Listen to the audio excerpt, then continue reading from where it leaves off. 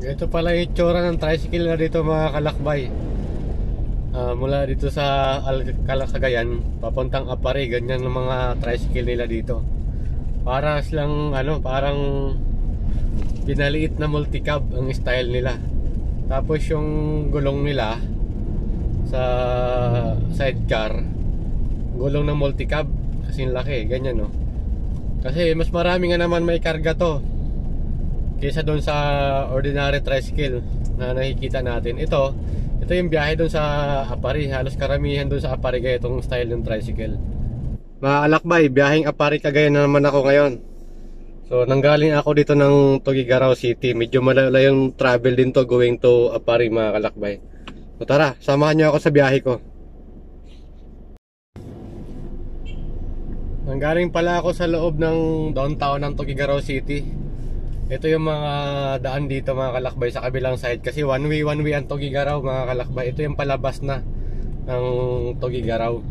So ang traffic dito mga kalakbay, minsan parang Maynila din. Ito yun, ay yung kabilang way doon sa left side.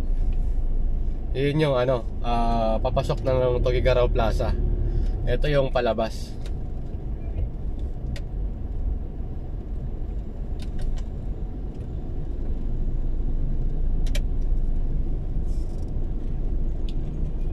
Tapos pag palabas ka ng Tuguegarao, kakanan ka dito sa stoplight.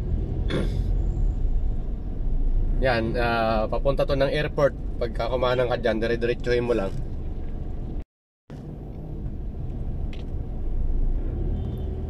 Diyan din, itong way na to mga kalakbay, ito din yung way papunta ng mga iba't ibang terminal ng van at saka bus dun sa unahan, sa labasan, unahan ng mall dyan, sa malaking mall. Andun yung mga terminal. Pag papunta ka ng iba't ibang bayan ng Cagayan, doon yung sakayan. Umalis pala ako dito ng Tuguegarao 10:15 AM. So tingnan natin kung gaano kahabang oras ang biyahe ko papuntang Apari. Pagdating mo dito sa circle ng Tuguegarao mga kalakbay, pag going ka ng Apari, iikot ka lang dito. Kasi yung sa kanan, yun yung going to Maynila. Ito naman yung papunta ng Apari Cagayan, Santa Ana, Lalo. Yan, may mga iba't ibang bayan pa na madaanan dito.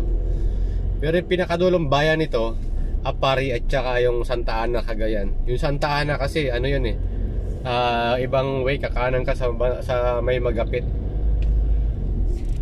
Ito na yung airport ng Tuguegarao. Itong sa left side na to. Ito yung mall na landmark. Ayan yung airport ng Tuguegarao sa left side. So, ito yon. So ang biyahe dito mga kalakbay sa aeroplano, alam ko isang biyahe lang sa isang araw. Parang balikan lang yung aeroplano. Ito yung bayan ng Igig. After ng Tuguegarao, yung Igig na bayan ang unang madaanan natin going to Apari Cagayan.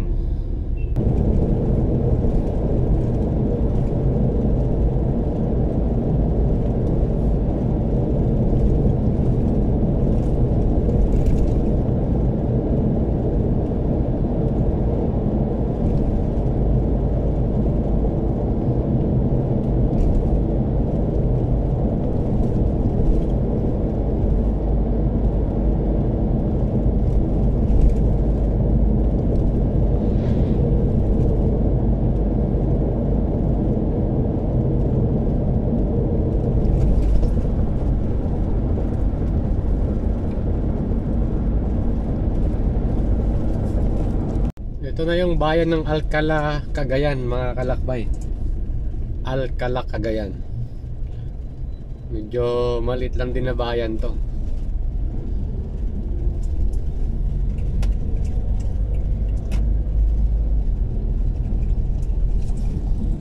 Ito pa isang tricycle nila dito.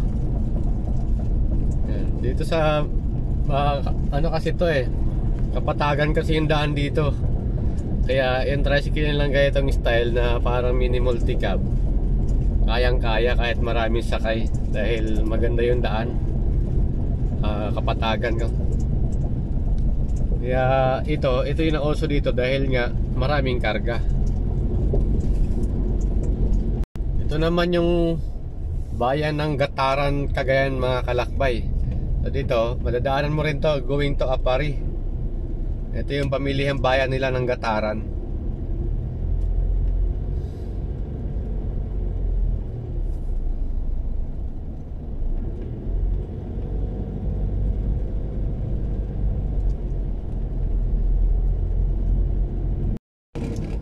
Mga kalakbay, ito na pala yung bayan ng Magapit. Yung right side mga kalakbay, yun yung going to Santa Ana, Cagayan. Tapos ito yung going to Apari, Cagayan. Tapos dyan, makikita yung kulay pula sa left side, yung tulay na yan, na bakal. Yun yung going naman to Pagudpod, Ilocos Norte mga kalakbay. Yan yung dinaanan ng sasakyan na yun, yung flyover na yun. Going to Pagudpod, Ilocos Norte. Maganda na rin yung daan dyan mga kalakbay, nadaanan ko na rin. Pero hindi pa ako vlogger nun. So ito na yung Magapit, Cagayan. Yan. Mga, kung di ako nagkamali, 30 kilometers pa to going to Apari mula dito sa Magapit. Ito naman yung bayan ng Lalo, Cagayan. Lalo, Cagayan. Ito yung pamilihang bayan nila dito sa Lalo, Cagayan. So maliit lang din na bayan to.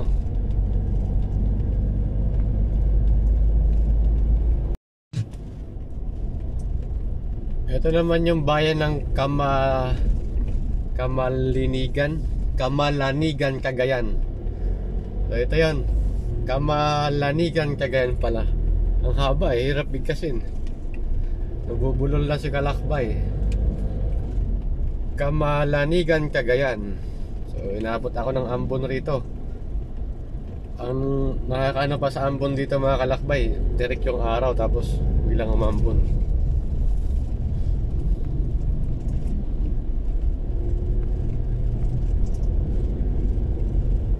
Ito na ata yung last na bayan bago tawag nito, bago mag-Apari, Cagayan. Ito na yung Kamalanigan. So nakarating na ako ng arko ng Apari, Cagayan mga kalakbay. Ito, welcome to Apari, Cagayan. Yan. So 12:40 nang dumating ako dito, umalis. Pero wala pa to sa bayan ng Apari mga kalakbay. Ito pa lang yung pinaka-arko nila ng welcome to Apari. Tapos may checkpoint dito.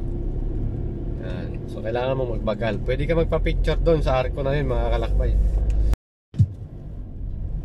Nandito na ako ngayon sa Apari, Cagayan. 12:50 mga kalakbay, dumating ako ng Apari, Cagayan. Ito yung bayan mismo ng Apari.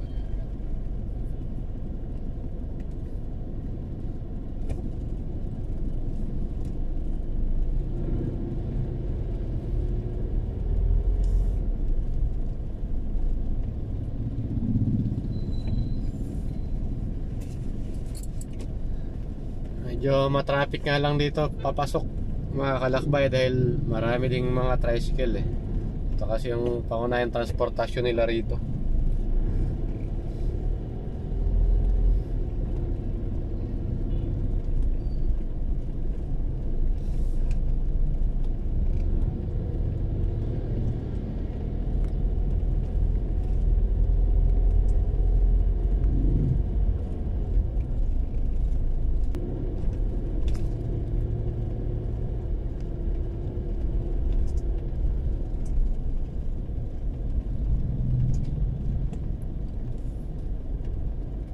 Iikutin ko yung bayan ng Apari mga kalakbay para makita nyo. Yung pinaka downtown lang.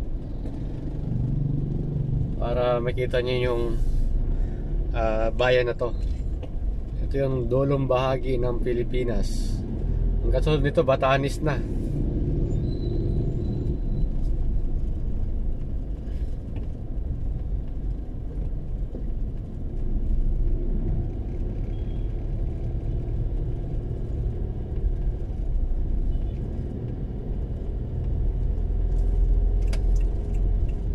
Pag diniretso mo yung way na to mga kalakbay, ano yan, diretso sa ano nila yan, boulevard. Nakakapasok naman yung kotse doon pagka gusto nyong sumilip sa boulevard nila. Pero ito yung inikot ko, ito lang yung pinaka downtown nila.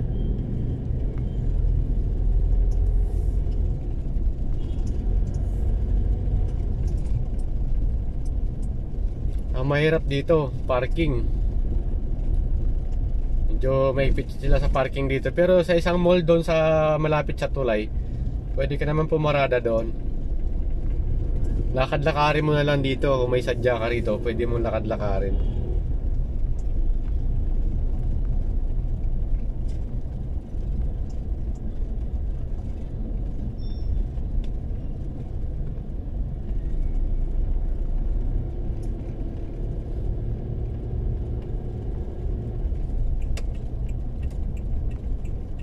Ito naman, pag kumanan ka, ito yung papunta ng Catholic Church nila.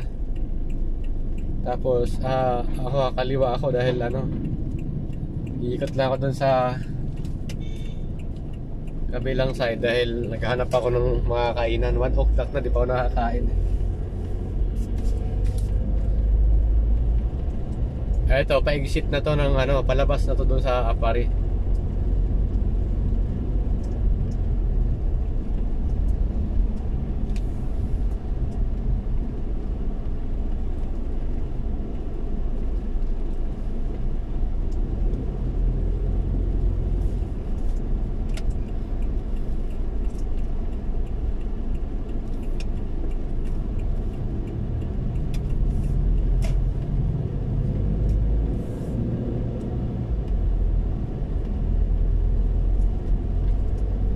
Ito yung ano, mga kalakbay, paglabas mo ng Apari ka, dahil one way kasi yung daan dito, kasi masikip nga, matraffic dahil maraming tricycle.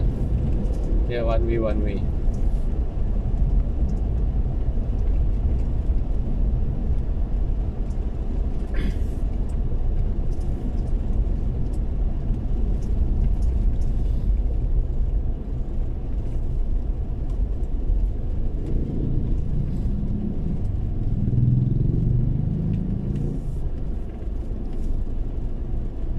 Yan, dito ako nang galing kanina. So, may kainan kasi dito, kaso problema ko dito paradahan. Dahil wala maparadahan.